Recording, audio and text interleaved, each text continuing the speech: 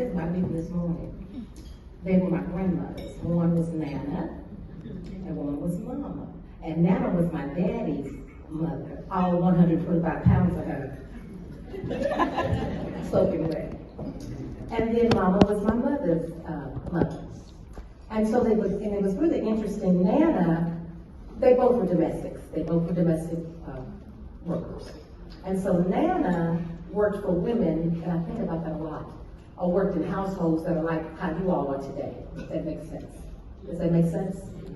The people she worked for were like people like you all, probably. Because you know, y'all had folks in your houses nowadays.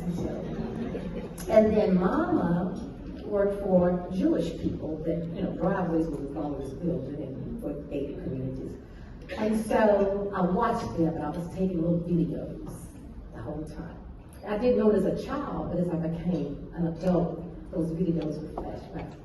So Nana, again, she's single. Didn't know who my grandfather was on her desk, because your ass don't people's business. And so, but she took care of business. And I was thinking about this, the most embarrassing thing in the world, we go to the grocery store, back then, they literally checked your stuff in. There wasn't no scanning and none of that. They checked it in. They would, you know, actually figure it in. And so they would tell her what her bill was, and she said, "That's not right."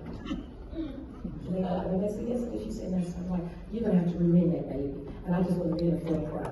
But let me tell you what happened, and I never saw it fail. It was always to her favor. If it was 20 cents or $1.20, she was always right. Always, because she was clapping in her mind. She's calculating. But that's how she was. That's what she did. And she also bought 3 homes, single, domestic worker. That's what she did. And what she did, she had the first house. And both my grandmother's city. We talk about city house. They live in the country, whatever. And so she sold it, bought another one, sold it in the last house that she lived in. And so what she said to me was, maybe I heard her say my name, and then I had a brother over there, but she's talking to me. And I guess she saw what I didn't see, but see, again, I was taking those videos. And she said, "Charlotte," she said, "if anything ever happens to you, I want you to not throw away a thing." Now I had receipts from, I think, Harry Truman days. I don't even know. So I sit in the floor, and I smiled, and I cried, and I went through every receipt. And that's what she wanted to do, and I thought about this too. Now I know some of y'all Papa Jones, can y'all hem some pants? You know how you hem, you loop, and you loop, and you hem. That's what my nana taught me. And so I think about that, and those little things that you don't really think. She was my sheep, though. When my nana passed, she was debt free. She had, did y'all remember she bought one house, sold another house, sold bought a third house. But that's what my nana did on her domestic. So let me talk about that other woman, Mama. So Mama was independent, and Nana rode public transportation to her jobs. Miss Mama had a car, because my grandpa bought her a car. She had a car, and it was a 6-year car. And she could drive like a truck driver, right? I have watched her change tires. Mama kept a toolbox in her car. Couldn't do anything. She could build and make. She was the one on Saturday night that would come go with me with that grease and that what is it? Pressing power. Woo! We still not in the one church. I watched her. She had the steadfast energy and ingenuity to make some stuff happen. She drove her own car. She was in my grandfather's church on Sunday morning. "You want to ride with me?" She said, "No, no." She leaving as he Sherman Church. She told him, "Go on, I got my car and drive my own car." And so, but again, those are my sheroes. Those are people that those videos that I clicked and I watched. And so those are things that I draw on from that. From those women, those are 2 of my sheroes. There are sheroes sitting in this room. We each other sheroes, y'all know that, right?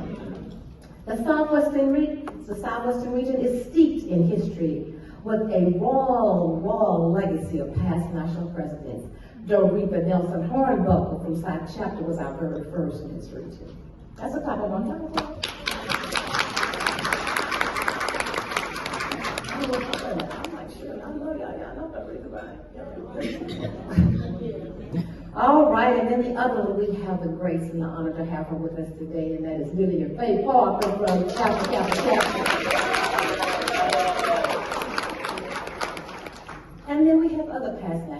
officers in here that have served. And again, this is a region that is steeped in history.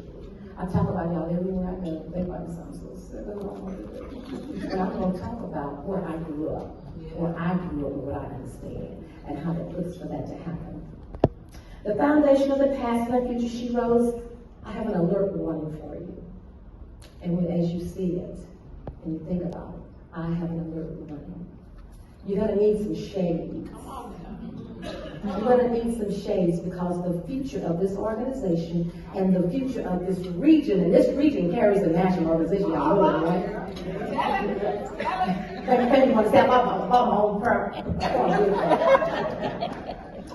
But you're going to need some shades because the future of this organization is just brilliant and neon bright. And for where we are and where we're positioned to be, you're gonna need shades. All of us are gonna need shades.